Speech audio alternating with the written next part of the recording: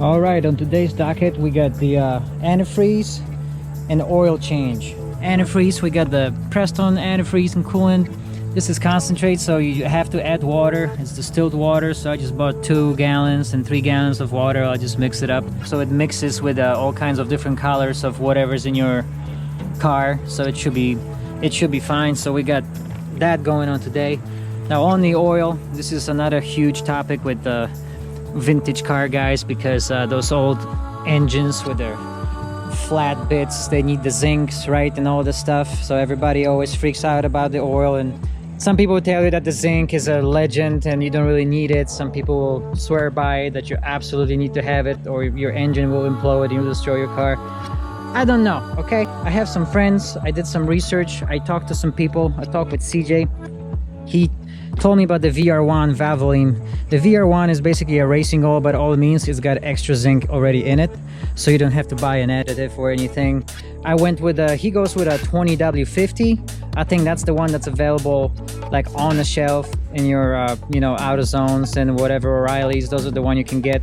I got a 10W30. People swear by the 10W30. It's just like a medium kind of in the middle grade that should be fine. I don't exactly know, you know, this is not a cold or warm climate. We're in Indiana, so whatever this means, you know, I'm not gonna be driving it in the winter time probably. So this should be fine. Just 10W30, but it's a VR1, which basically just means it's got the zinc already in it. So it's gonna be good. Those engines like the zinc. So hopefully that will satisfy the car and all you people watching. I don't know, I'll let you know if it implodes, but I think we should be fine. Okay, well, the front is draining the antifreeze and stuff. Let me show you this parking brake idea. I bought the set. Basically, this is not for this application. I don't know what this is for, but that's all they had online. But the idea is, basically, we're gonna go in right there with that plate. Suppose this is what I gotta fabricate, this little plate. That's gonna be the perch, the receiving bit for this, basically for this arrangement. So this is gonna go. This is like 96 inches long, which is too long, but basically the cable goes in through there. It kind of has to sit at like this 45-degree angle. So I have to make that plate be able to receive it. And it's got two bolts right there. This is all tapped, so you know you can put those bolts in, but that's what I need to fabricate, this plate. And then this cable goes, attaches to that arm I was showing you guys, which is back here. And that's what's gonna pull on that arm, and that's your e-brake or your parking brake. So did a bit of arts and crafts, and this is kind of what we came up with. Now it's not exact science, but it's gonna go in there. It's actually profiled quite nicely. You can kind of see what shape it's supposed to be back there. You can kind of see that it fits nicely in that groove. I'm probably just gonna make it bigger and make it go over the whole thing. We're gonna recreate this in metal, make these 2 holes, and then this might cut out with a plasma cutter and make it so that it just make a drill a big hole in here so it receives this, whatever this is, you know, 3/8 or whatever, and see if I can maybe bend that in with that hole so it's got like a 40, this little flap comes off for like a 45-degree angle to the plate. So let's try that. Let's see if I can transfer that into metal.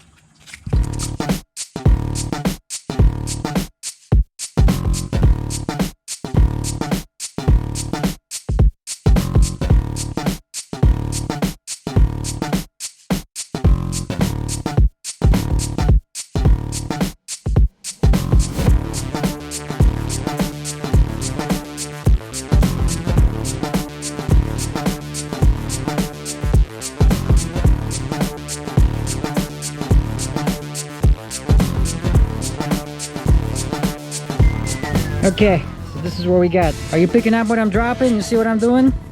Trying to get that 45-degree angle. We got these 2 holes, and then it's gonna go right in there. This is what I wanted. So it's like a 45-degree. It's not hitting nothing, so I got room in there. I'm just gonna skin it, and then that wire will fit in through there, and I got a perch for my wire.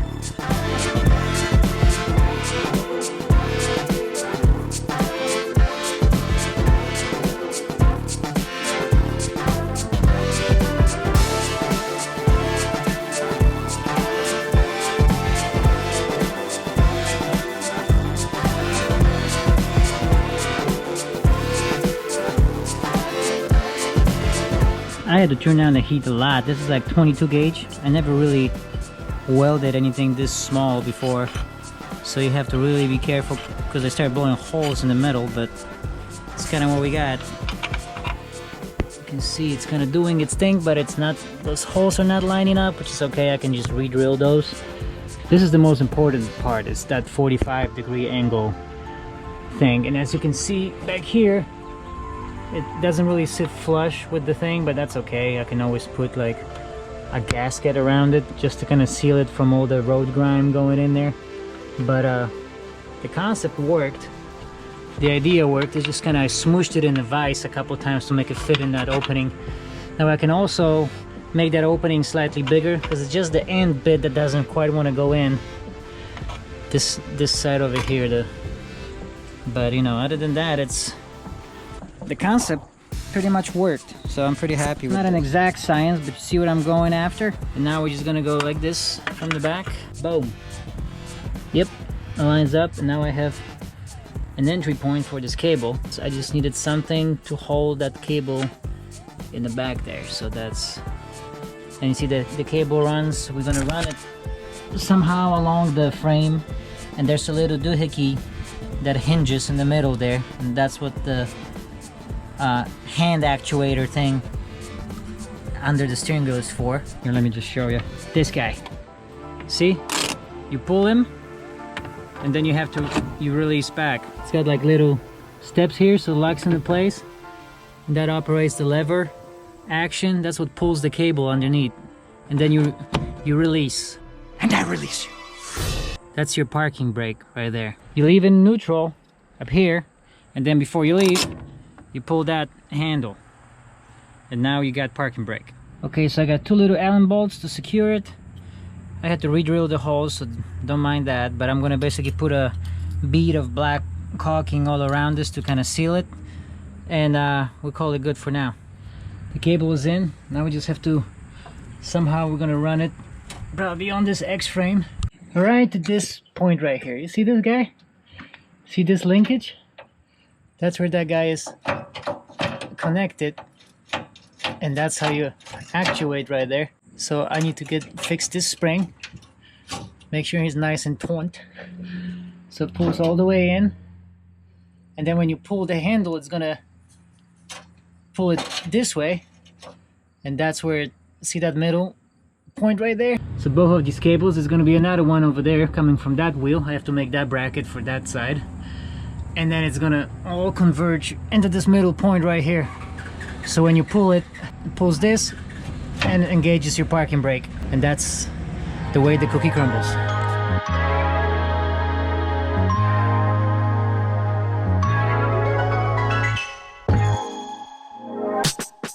Okay, so the oil is draining while we wait. A little fun tidbit of information.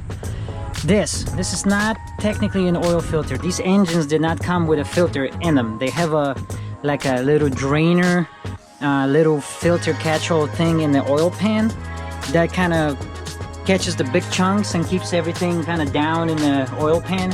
The only time you ever need to change that if you rebuild the engine, or a thing in the manual said if the car was overturned, then you have to drop your oil pan and clean out that strainer. Basically, it looks like a bucket that kind of keeps everything down in there. So there is no filter. This thing, if you see that, that's kind of like a bypass filter, they call it, which is kind of like an aftermarket deal. And so it was not original to the car, so a lot of people actually frowned upon this. But it's got this goofy, weird kind of bucket style filter, which I'm about to pull out. I want to see what's actually in there. I have a new filter and I think it will work. I'm not sure, but it doesn't really filter because it doesn't really need a filter. That's what I'm trying to say. I know it's weird, just hang with me. It calls for about, I've read, anywhere from 4 to 5 quarts. Now I know some people said they put like 4.5 quarts in there, and then like half a quart in here or something like that. So somewhere between 4 and 5 is where we want to be. So this is just a little side note on this auxiliary filter, which I'm about to take the inner bit out, and just want to see what's in there actually myself. So this is the filter I bought. I don't know if this is the correct filter. It looks a little bit different, or maybe it's okay, we'll see. But this one says it's a Fram Filtronic CH6PL, made in USA. Well, how nice. How about that? Okay, maybe. Yeah, there's a lot of oil in there. There's already a good half a quart in there. Okay, concerning the oil filter, they didn't have any of these. I think these are discontinued. Now, I don't know if I can probably just reuse that. I don't think it matters. This is what I bought at the Pontiac store, so that's what they wanted to. But this is just like paper, and this hole is so big that this spring that kind of would fall right through it. So I don't like this. So I went ahead and bought this. STP makes this S2859A. Now it's kind of sorta, it's close height-wise and width-wise. I don't think it really matters because these they don't really need a filter, to be honest. That's what I think. Pontiac actually said they don't need a filter, but at least I can, you know, I can do this and it holds it. It's got a smaller opening here. I had to drill this out just a little bit to fit over that shaft, but at least, you know, that spring's gonna hold it better. So I'm gonna go ahead and use that. The oil's already in there. I'm just gonna leave it. I don't really think it matters. This is like, I guess directional. It's got the handles on both sides, so I don't think it matters. I wrote down what it is, so I'll just put it over this shaft. We'll dip it in there, and then we'll put this back over that. Do this there, and hopefully that should be good. Okay, so we are 4 quarts in. I checked the dipstick. It already said it was full, and there's probably a half a quart in there. So we'll just crank it over, let it run for a little bit, and just check it again, you know, and see how we're doing. But that should be, I think we should be good to go.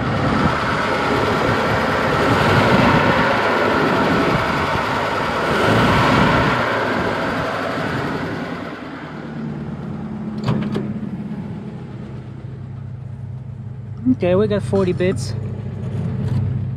This fuel gauge, I did put like 5-6 gallons in there, but I guess it's not coming up, but oh well. Like a sewing machine. Here's another fun fact about the 49 Pontiac, this air cleaner element. So this guy is actually supposed to be oiled up, because the idea was, and I think it is, that the oil in there will help stop the particulate, whatever's in the air. It will actually help scrub the air before it goes in, so the particles will stick to the oil in this element and, you know, keep it from going down. So I saw people posting about, you know, what oil to use. They said use something heavy. So this is like a straight 30 weight, straight 40. I think it'd be thicker than this, but I just found this in my local store.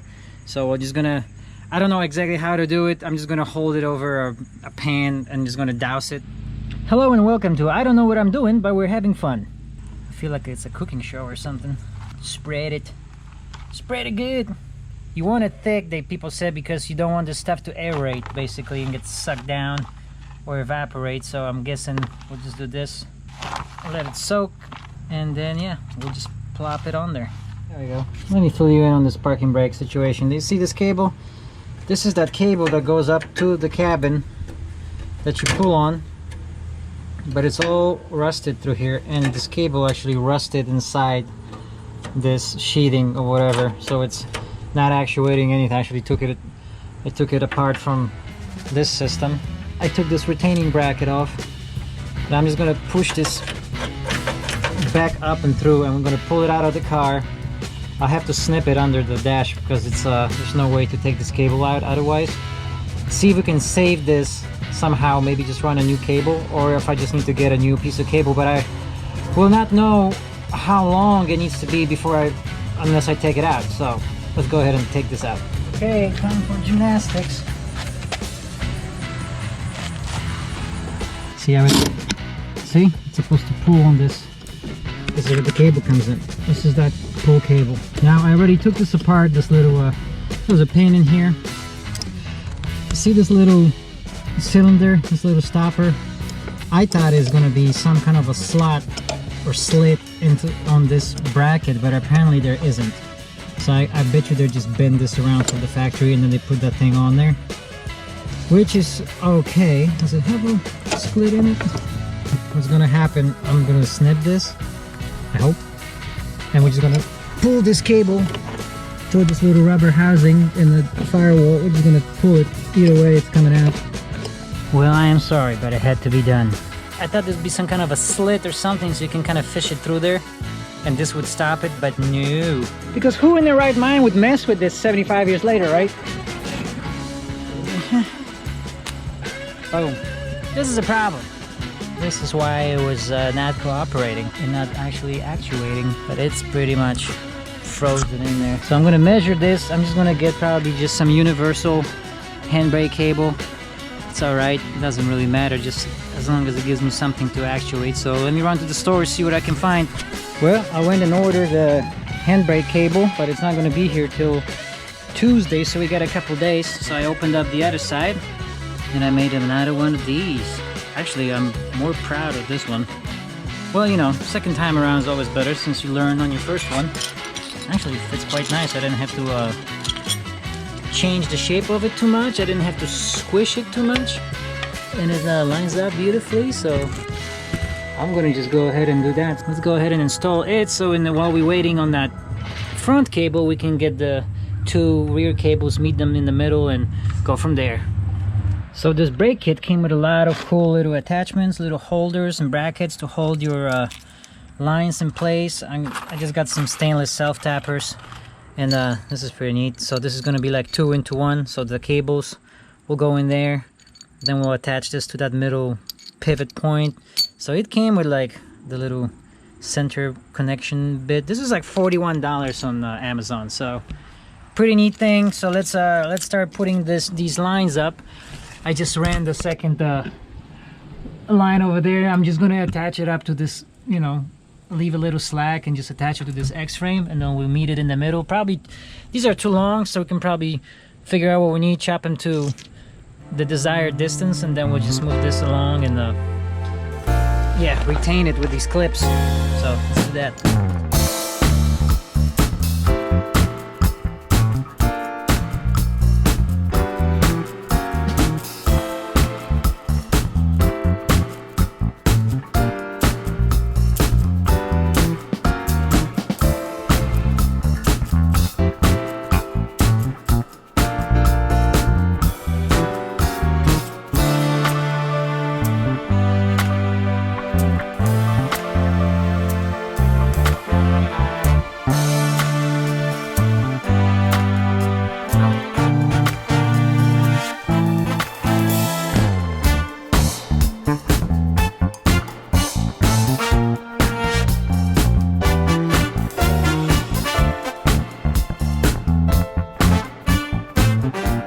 Here we are.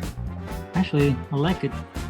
So they all meet in the middle, and this little doohickey, I'm just keeping it 20 right there for now. And this is the little junction, and it pivots off of this. But I don't have the front, so I'm not really exerting any pressure on it there. So I'm just trying to figure where we get going. But I think it turned out quite nice.